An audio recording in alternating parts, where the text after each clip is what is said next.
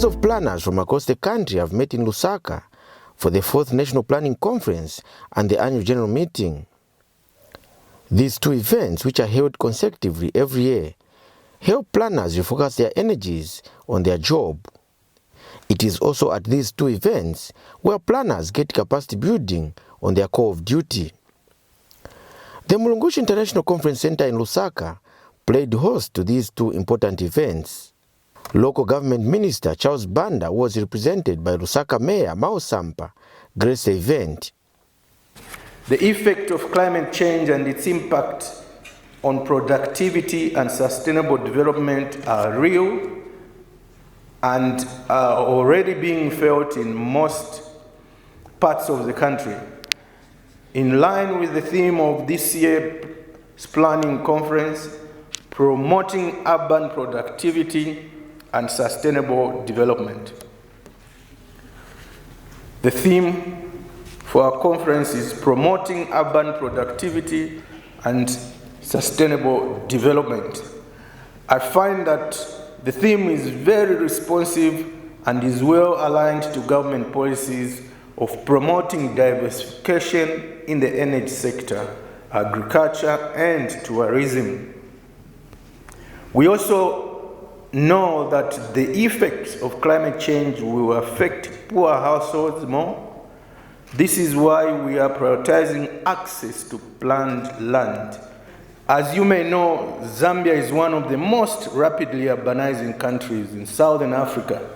We can take advantage of the population growth to develop even more markets and resilient infrastructure. Yes, we are today faced with several unprecedented economic, social, and environmental challenges as a result of this rapid urbanization, as can be seen in most of our cities. Here in Lusaka, we have people sleeping under the bridges. In Buseko, there I went to visit people bringing their goods from Western Province, the grass and timber. They sleep in the makeshift plastic little houses and they have children there and their families, and they've been there for long. I think they just receive the goods and sell them. That's unacceptable anywhere in the country. Our cities,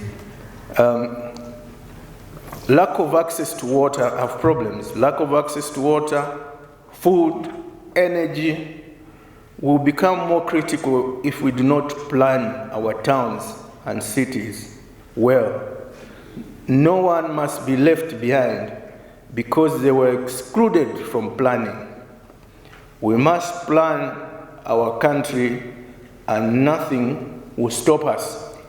The Zambia Institute of Planners, which has a membership of over 800, organizes the national planning conferences and the annual general meetings.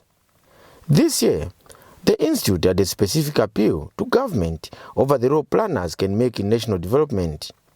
But because we believe that we have a special purpose to play in advising policymakers and lawmakers, we believe that we need to apply ourselves fully to the ideals that the most important job to a planner is to protect the public interest and also to ensure that we are supporting one another.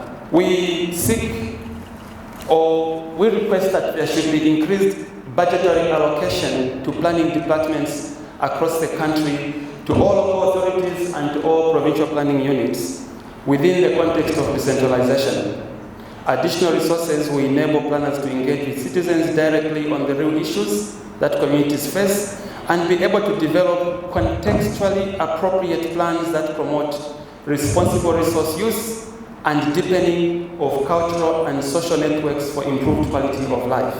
We feel that the lack of a special assistant to the President on matters of spatial planning and planning in the country is resulting in slow progress by Zambia to achieve a fully planned state.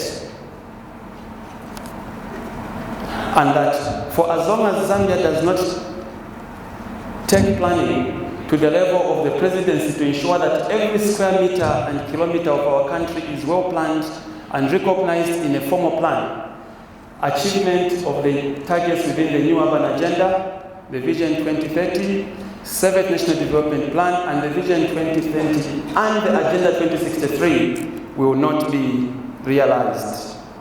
The lack of that special planning office at the presidency will result in sluggish progress in that area, and therefore we request that you may communicate to the President that the planners would be very, very happy if a position of special assistant to the President on spatial planning could be created.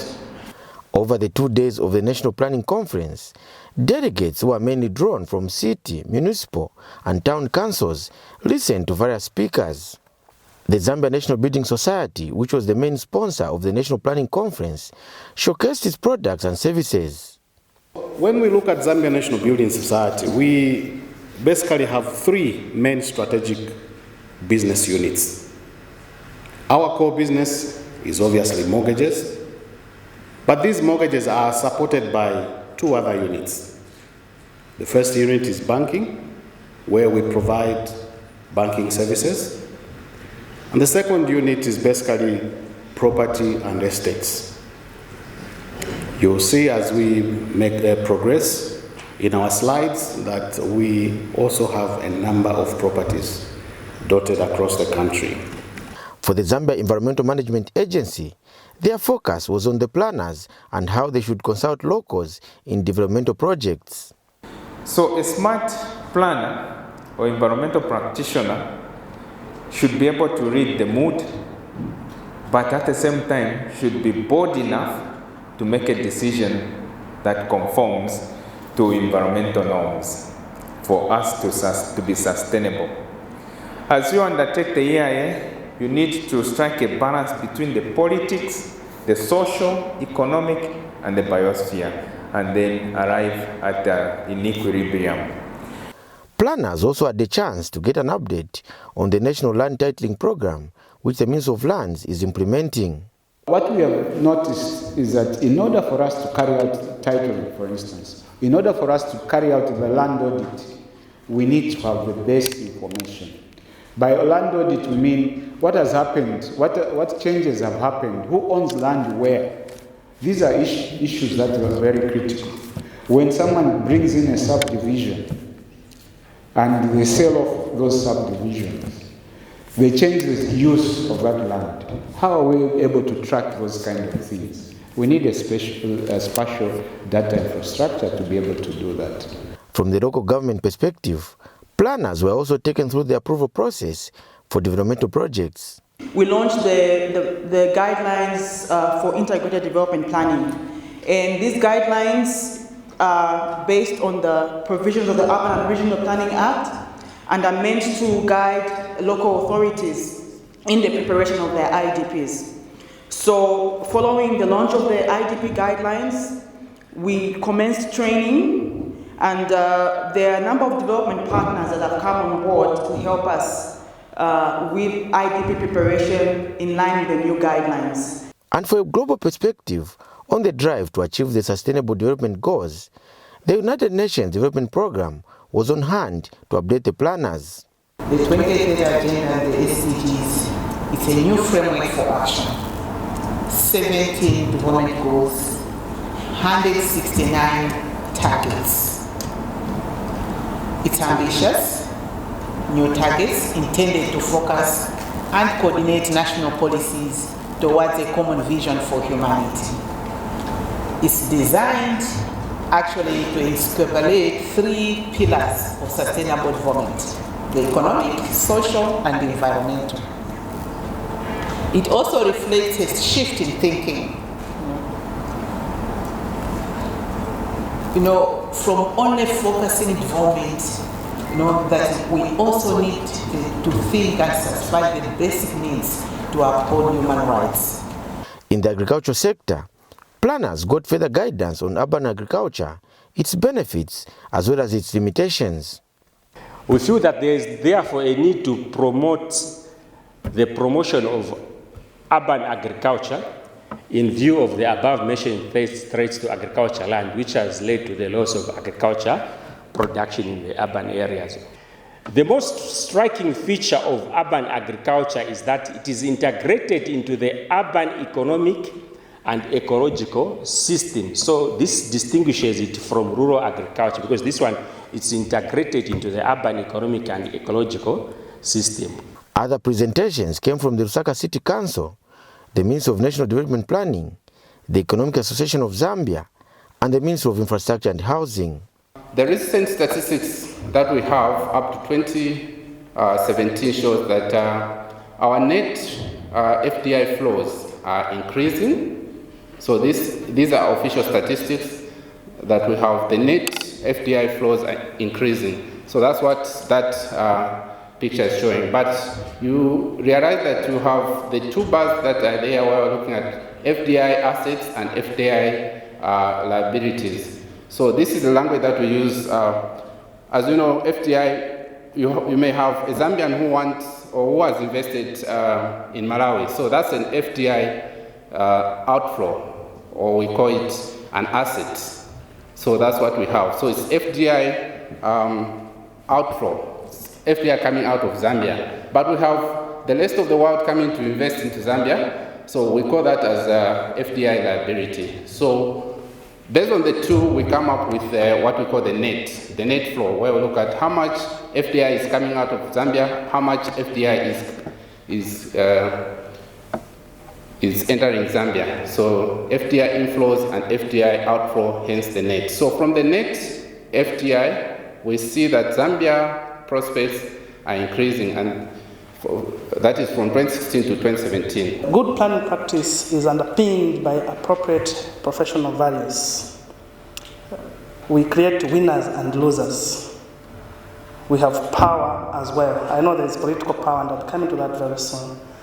In the process of exercising our profession, we must be conscious of our values. What values do we hold?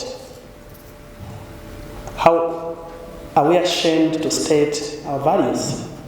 Are we ready to sacrifice our comfort for those values? And that's where the integrity question comes in. Are we going to be the facilitators of the gazetting forests? Are we going to be the facilitators of illegality in land development? Or are we the conduits of corruption in urban development? Those are questions that we need to ask. And you may partially forget about anti-corruption things. Corruption is a matter of myself, it's yourself, it's the being in me. What is it that I believe I should do and that which I believe I shouldn't do? This is very clear in the ZIP provisions. On the last day of the National Planning Conference, delegates toured the new Kenneth Kaunda International Airport, which is still under construction. After the 2 days of deliberations at the National Planning Conference, planners gathered for their annual general meeting on the third day. Here, various elected officials from the Zambia Institute of Planners gave reports.